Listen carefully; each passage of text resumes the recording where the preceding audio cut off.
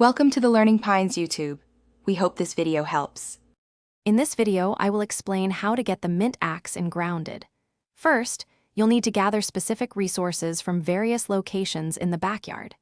Next, you'll use a particular crafting station to assemble the axe. This guide will walk you through each step, ensuring you can quickly obtain this valuable tool.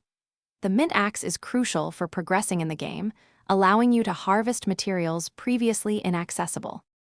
To begin, you'll need to gather 3 key ingredients. First, locate fresh mint chunks, typically found in the mint container near the bird bath. You'll need 5 of these. Next, acquire 2 tough gunk, which drop from larger insects like orb weavers or wolf spiders.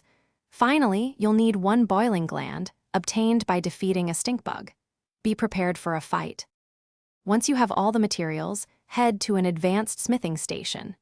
This station is required for crafting higher-tier tools. Open the crafting menu and navigate to the axe section. You should see the mint axe recipe available. Select it, ensuring you have all the necessary components.